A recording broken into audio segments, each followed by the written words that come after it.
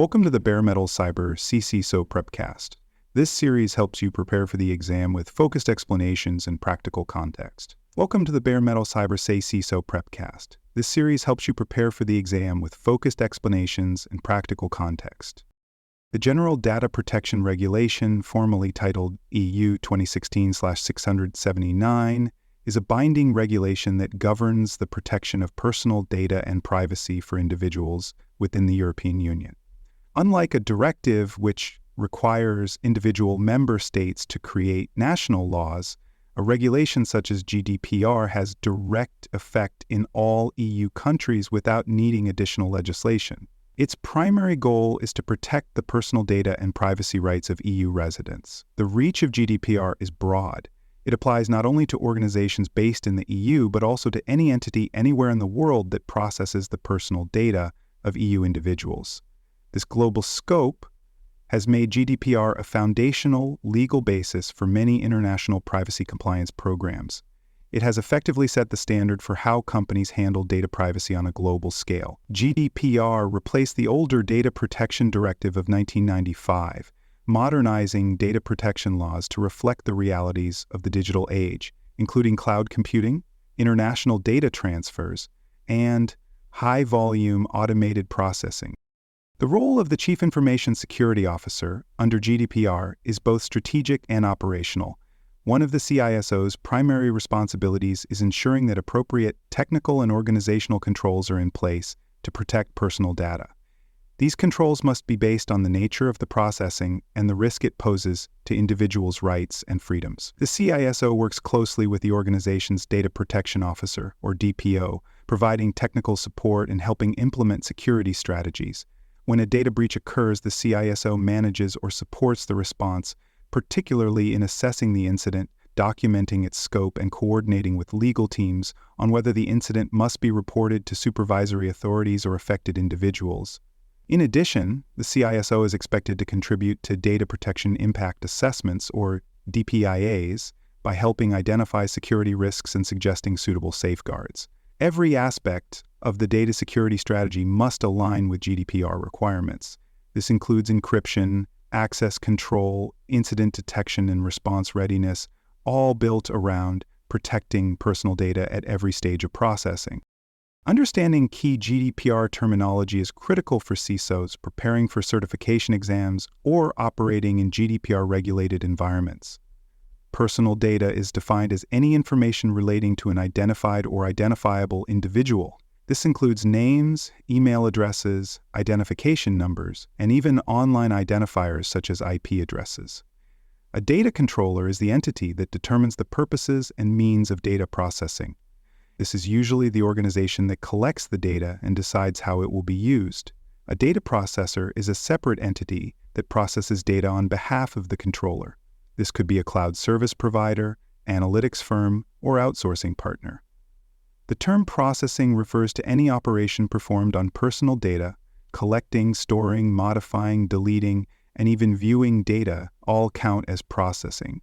Consent, legal basis, and lawful processing are terms that define whether data handling is allowed under GDPR. Organizations must have a lawful basis for processing, which could include consent, legal obligation, or legitimate interest. Each of these terms carries legal weight and must be understood in both strategic and operational contexts. For more cyber-related content and books, please check out cyberauthor.me. Also, there are other podcasts on cybersecurity and more at baremetalcyber.com. Data security obligations under GDPR are primarily defined in Article 32, which requires organizations to implement appropriate technical and organizational measures to ensure a level of security appropriate to the risk. This risk-based approach means that security is not a one-size-fits-all checklist.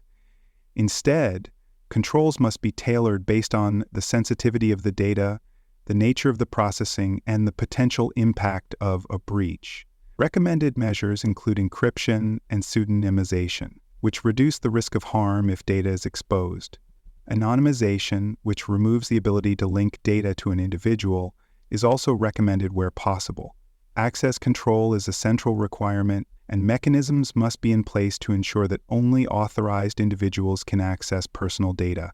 Accountability mechanisms, such as audit logs and policy enforcement, are needed to demonstrate that controls are working.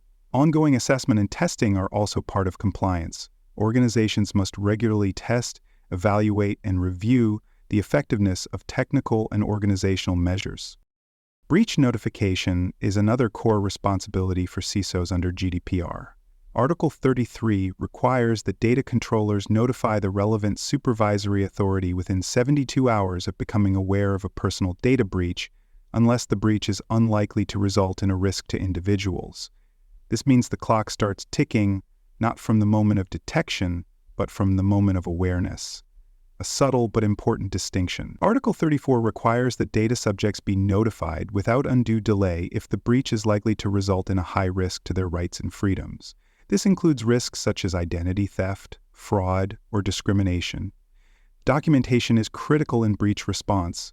Organizations must maintain records of the breach's nature, the data involved, potential impacts, and the steps taken in response. Incident response plans must be GDPR aware, ensuring that reporting processes, contact details, and approval chains are established in advance. The CISO plays a leading role in assessing whether a breach must be reported, preparing supporting documentation, and ensuring that all response activities occur within the strict legal timeframes. GDPR grants a range of rights to data subjects, and these rights have direct implications for information security practices. The right of access allows individuals to request a copy of their personal data. The right of rectification allows them to request corrections. The right to erasure, often referred to as the right to be forgotten, permits individuals to request deletion of their data under certain conditions. The right to restrict or object to processing allows individuals to control how their data is used. The right to data portability allows them to request their data in a structured format for use elsewhere. Finally, individuals have the right to request human review of automated decisions. CISOs must ensure that the organization's systems can support these rights. For example, data must be stored in a way that allows selective retrieval, deletion, or correction. If the security infrastructure does not allow for these actions, the organization may fail to meet its obligations. A failure to fulfill these rights not only creates operational challenges, but also legal risk. Data protection impact assessments, or DPIAs, are required under GDPR for processing activities that pose a high risk to individuals' rights and freedoms. DPIAs are not optional, they are mandatory for high-risk systems, such as those involving large-scale monitoring, profiling, or processing of sensitive data. The DPIA evaluates the nature, scope, context, and purposes of the processing. It also identifies the risks to data subjects and the measures taken to mitigate those risks. The CISO is a key contributor to DPIAs, especially in identifying technical risks and proposing safeguards, such as encryption or access restrictions. The process often includes collaboration between the CISO, the legal team, and the data protection officer. A strong DPIA serves both as a compliance tool and a governance mechanism. It shows that risks were considered in advance and the controls were designed with privacy and security in mind. This reduces the likelihood of future breaches and supports legal defensibility if an incident occurs. Vendor and third-party compliance is a critical area of GDPR. Organizations that act as data controllers must ensure that their processors implement appropriate data protection measures. Contracts with vendors must include clauses requiring compliance with GDPR, particularly around security and breach notification. These contracts must also list any sub-processors and define how data is transferred and managed across borders. The CISO is involved in validating the security of these third parties, often through vendor assessments, penetration tests, or review of certifications like ISO 27001 or SOC 2. Due diligence must be ongoing, not just at onboarding. Some vendors may change sub-processors or modify their services, requiring reevaluation. Under GDPR, controllers and processors share liability for compliance failures. This means the organization is responsible even when a vendor causes a breach. As a result, vendor selection, monitoring, and contract enforcement are not only business issues, they are legal and security imperatives. GDPR enforcement can be severe. The regulation allows for 2 tiers of fines. The higher tier can reach up to 20 million euros, or 4% of the organization's total worldwide annual turnover, whichever is greater. Common violations include failing to secure data properly, not having a lawful basis for processing, or missing breach notification deadlines. Supervisory authorities in the EU have broad powers. They can conduct audits, issue warnings, suspend data processing activities, and impose financial penalties. To reduce the risk of enforcement, organizations must demonstrate compliance. This is the accountability principle. It requires that organizations not only comply with the law, but also be able to show how they comply.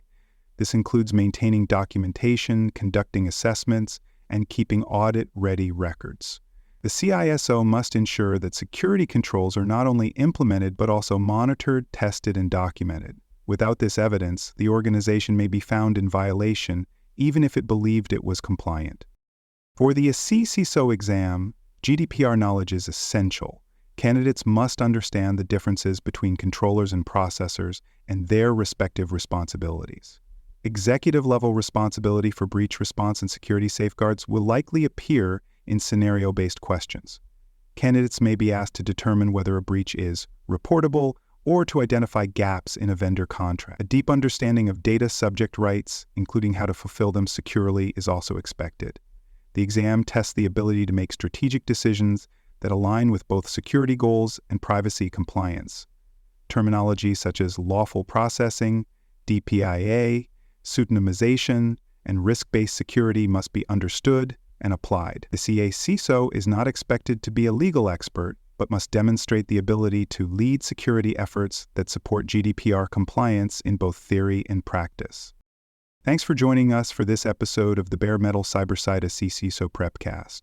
For more episodes, tools, and study support, visit us at baremetalcyber.com.